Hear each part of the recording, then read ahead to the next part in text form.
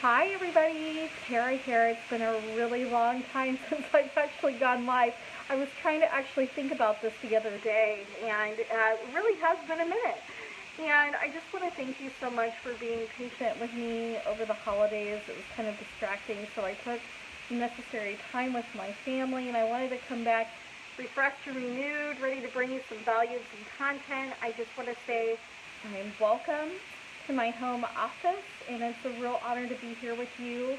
Yesterday was a really busy day, so I really wasn't able to go live, but I wanted to go live with you today, and in honor of my mom, yesterday was her birthday. This year would have been her 64th birthday, and it's been, gosh, almost 5 years since her passing, and you know, I want you to know that I know what it's like to struggle through a significant loss, and I miss her every day. And what was even more difficult for me in losing her is that I had just given birth to our middle daughter just 2 weeks prior to losing her, and it was a very unexpected loss. I didn't get a chance to say goodbye to her. I didn't get to hold her hand. I didn't get to hug her. I didn't get to experience all those moments of closure that you have when you're able to physically be present.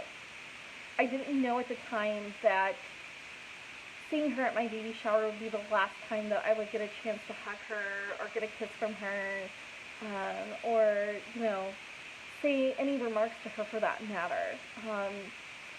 I just spoken with her the day before we lost her, and she could be very persistent in her communication with me. And my phone kept ringing. It was a Memorial Day weekend, and I just figured, you know what, I will call her back once I get the kids loaded. I was in the middle of loading children, and I just kept getting these phone calls from her number, and I just remember calling back once the kids were loaded and we were going home from spending Memorial Day weekend at my in-laws. And instead of hearing her voice, I was shocked to hear a male voice just sobbing in the background, telling me that we have lost her. And the story and the complications are kind of long. We were not expecting to lose her. We were expecting my mom to recover from a surgery that was supposed to be minor. Many of them had been performed. We were expecting her to make a miracle comeback in recovery, and instead we lost her. And I remember what that felt like. I remember being in denial. I remember just feeling like expecting that my mom would appear just from around the corner again. And, I remember taking all of her items slowly but surely home with me, and just being the one to speak at the funeral because my stepdad couldn't even gather himself long enough to speak. And so I just felt like I had to be the strong one in the beginning. And I'm kind of like somebody that likes to just accomplish goals and get a lot of things done really fast, And so I just thought that this would be like any other day, that I could just pick up and keep going, and that would be it, And I realized very quickly that the things in my life were not feeling normal, and I wasn't able to be attentive to our two daughters, especially my newborn, the way that I wanted to. I lacked energy. I had a lot of lethargy. I was very emotional. And when the emotions hit, they hit really hard. Even doing day-to-day tasks became extraordinarily mundane for me. And quickly my life was going in a downward spiral, and my husband really encouraged me to get help. I didn't even realize or recognize how much I was abnormally grieving. I never experienced a loss this heavy before. And I kind of hit a breaking point. My life was literally, appearing right before my eyes, and I knew that if I didn't make some sort of changes, or if I didn't do something to make a shift in my life, what that would actually look like. And I didn't want to know, because I'd hit rock bottom. I'm somebody that didn't want to be vulnerable. I felt like I needed to be perfect. I felt like I didn't necessarily need to make those changes, that I was already a changed person, right? So, I was strong and I could make it through this. No, sometimes in life, the most important thing, first of all, is to acknowledge that there was a loss, okay, and to allow yourself to feel the feels. I wasn't doing that. I was too busy plowing through. Don't make that mistake. Take the necessary time that you need to express and experience those changes. Okay? So allow yourself that time to feel, whether it's happy, sad, angry, frustrated about the situation, or if there were moments attached to that. You just had a loss. Allow yourself to work through some of that grief. And it's not going to be overnight. It's not going to be like, hey, I can grieve this loss in 2 hours and move forward. No, for some people it takes weeks and weeks, right? Months, years. Some people, the change is more effective, in a shorter stint of time. But for a lot of us, when it's a significant loss like that, it could take a really long time. So allow yourself to feel those feels. Even if you slowly begin to find yourself being able to pick up and relive again, you're still going to have some moments where you feel really sad and where you need to step away and just cry. So don't ignore that. Allow your body to grieve. It needs to work through those emotions. So allow yourself the ability to do that. Once you've acknowledged that the loss has happened, I want you to ask yourself, because I really wish that I would have had somebody walking alongside of me in that moment, because people just kept asking me, how am I doing, am I okay? Well, most people don't know how to answer those questions once they've had a significant loss, because there's so many emotions. In one moment you can feel fine, and then the next you don't feel fine at all, and so those questions aren't necessarily always helpful, but something that is helpful is just coming alongside of that person, offering to come sit with them, offering to come talk with them, offering to bring a meal or even do laundry, because seriously, the tasks day by day are piling. And it's really hard when you're really sad and you're grieving and you're taking that time to work through those things. These other areas can pile up sometimes. So having that support would have been great. And just having that handheld, or even taking the kids for a couple hours would have really benefited me at that point. And I didn't have that at first. And so I had to actually muster the courage to become more vulnerable, which is my second point. Because without me actually specifying what I needed, people did not know how to necessarily help me, so I couldn't help myself, right? So I had to get out of the way and admit that, maybe I needed some help, okay? So I did call and seek the love and support of people that were close to me. So, contacting loved ones or friends and actually letting them know, hey, I need help with the kids, or I need help with, so when I started doing that, more people rallied and came alongside of me and were able to help me provide those things. But it still didn't take away the hurt and the loss and the pain that I was feeling, even though it really helped me to start working through some of the grief.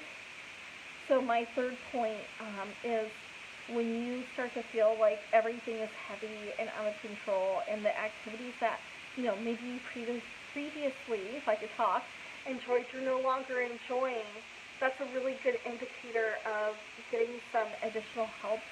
I don't want you to feel bad about getting help, because loss can be significant no matter what. Whether that's a home, whether it's a career change, whether you lose that loved one, loss is really hard, and it can hit really hard, especially when you have that connection to that person or to that item that you're losing. Even if it's a job position, if you were in that position for 20 to 30 years, that's what you knew. That was your life. So you're like grieving that loss tremendously, right? And you could feel a little lost for a while. So don't be afraid to seek help outside of friends and loved ones. Sometimes we do need those professional resources, and it doesn't make you look weak or low or, unlovable, or that you're doing anything wrong. No, you didn't do anything wrong. You just had a big loss in your life. And now you're looking at, how do I pick up the pieces? This was my life for so long. This person was in my life for X amount of years. And I feel lost, like a part of me died with them. That's how I felt when I lost my mom. And I'm sure that you probably might feel the same way when you experience a loss that's very significant, right? And so it's not bad to seek outside help. In fact, it's the opposite for me. I'm very faith-based, so I found somebody that can encourage me from a faith-based point of view, right? That can share biblical, scriptural principles. But, whatever works for you. And you may need to do some interviewing. You may have to do some calling around. You may find that you need to speak with a few professionals before you find somebody that can really identify and actually connect with you, right? And so don't be afraid to really make sure that whoever you connect with, if you do seek additional outside help, that it's somebody that you feel that you can really relate to, that you can really connect with. It's going to really validate what your concerns are, what your fears are, because it's normal to have fears and concerns, especially if you're finding like you can't enjoy just even everyday tasks, but even pleasurable activities that you once did, and you're not wanting to do them, or people that you know that you love and care about, you want to reach out to them, but you feel drained and lack the energy to do so. You know, um, it's important that you begin to work through and begin talking through step by step what it is that you need, and don't be afraid to express and communicate what those concerns are, because accordingly those professionals that are licensed can help direct you to the resources that you need. I also encourage just seeking out some like grief share groups to be able to help maybe other people that have had significant like or similar loss to what you've experienced. Don't be afraid to seek those groups. There's forums all over the internet. There is also groups that you can go. Maybe right now with our unprecedented situation in the country, it may be difficult to meet in person, but perhaps there are some, Zoom calls, or I know a lot of licensed professionals are meeting via Zoom. It's a really great way just to begin to get those feelings out of you. Because I promise, if you don't start working through that grief, it will manifest in unpleasant ways in your everyday life. It can affect your health. It'll affect your marriage. It will affect the relationship with your kids or with people that are around you that you love. And you don't want to build walls. You want to keep the bridge of communication open. You want to be able to express, even if it takes time. Don't shut people out around you that really care about you. Let them see you at your weakest points. Take it from somebody who's a perfectionist, who doesn't like letting people in, who has to work on vulnerability. I have to always work on vulnerability because I like it when people see me at my best. I want to be there for other people. I don't want, to be this hindrance to them, or to project or throw up what my issues are and bring those up to them, right? But you're not necessarily dumping at that point. You're letting somebody know, even if you don't expect or anticipate. I encourage you to also allow an open place, even if you're just like, hey, I don't need you to fix anything, I don't need you to do anything for me, but I really need and could use somebody listening to me actively. Allow those people in.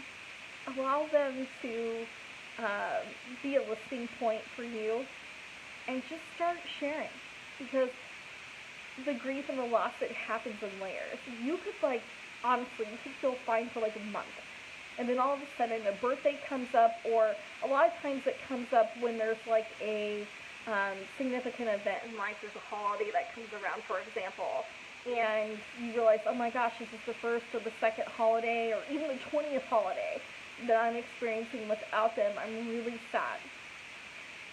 And it may be good in those moments to start building more positive experiences around those holidays. So if you have children, begin to find the joy again in connecting with them and creating experiences for them. If you're not doing it necessarily for yourself, you still have others that are present that haven't passed on. There's still going to be new memories. Allow for those new memories and experiences, I guess is what I'm saying, to start and begin developing for you. It doesn't have to stay a negative experience, but that comes with time. And don't be afraid to live again, or to get a new career, or whatever your losses are, to get a new home, whatever it looks like. Don't be afraid to experience life again because you feel guilty for what you lost out on, and that those persons or experiences are no longer a part of your life. You still deserve to live and to find your voice again. And I want to give you permission to be able to do that very thing, because it takes a lot of guts and courage to move forward again and not stay stuck in your loss. You don't want to stay stuck in your loss forever. Eventually, you do want to continue to begin to move forward again, even if it's slow steps and activities with your everyday life. So maybe, before you could walk for like an hour. Let's say that, you start to walk again, but you can only do 10 minutes of that or 2 minutes of that. And then you're like, okay, I feel really tired. Okay, that's okay. Allow yourself to go take the nap. Give yourself some mercy and grace. You just had a loss in your life, but don't stay there. So maybe in another day or two, try taking that walk again. But this time, see if you can set a goal to get out for maybe 3 to 5 minutes instead of those like 2 to 3 minutes, or maybe you're able to walk for 10 minutes that day. And then if you regress the following 2 days back to 5, don't beat yourself up for it, okay? You just had a bad day with the grief, but find ways to keep going again and keep taking more walks. And pretty soon you'll see the 2 to 3 minutes go to 5, maybe 10, maybe 20 in about a month or two. And then pretty soon you'll eventually go back up to where you were at taking that hour walk. And if you just really feel like, okay, I've tried walking, I really can't do it anymore, I need a new activity. Don't be afraid to start figuring out new activities that you're good at or that you enjoy doing. Find ways to enjoy life again and make meaningful connections, maybe learn how to volunteer and make some new friends. Maybe reach out on social media and begin making new friends that way. Whatever it takes, allow yourself to grieve, but just don't stay there. You're worth celebrating. You have a lot of value. You have a lot of worth, and you're worth living for. It can be difficult to find yourself and to find your voice and to find your presence after loss, but it's not impossible for you to be able to do. And I want to encourage you, if no matter where you're at in the process of grieving, it's not the end. There's still people out there that care about you. They want to see you come back and to bear fruit again in your everyday life, and they want to see you succeed. I know I do. I believe in you, and I really want you to succeed. So if you had any sort of loss, whether that's loss in your marriage, maybe you got a divorce, or maybe you lost a house, or maybe you lost a loved one, and maybe it's been a couple weeks, maybe it's been 6 months, and you still don't feel like you're quite yourself, and tasks still feel heavy, or maybe you're just lacking direction and clarity, and you don't know what steps to take next.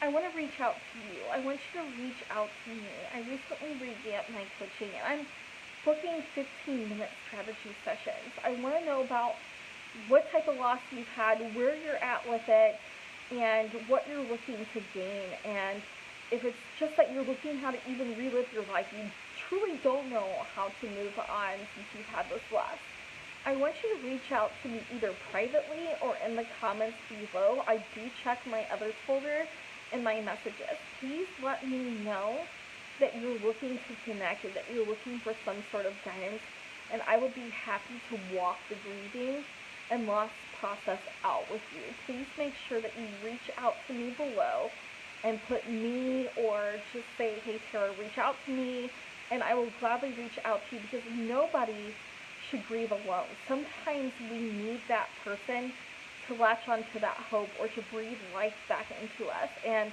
we've gotten so far in the grieving process, but we can't bridge the gap and finish the healing that we need to be able to do. And that's where I really come in and step in. You should not feel alone and lonely in this process. And I want you to know that I'm here and ready to help you do that work together. So either message me privately or put in the comments below that you would like for me to reach out to you, and I will be glad to do that so we can help you to heal and to find your voice.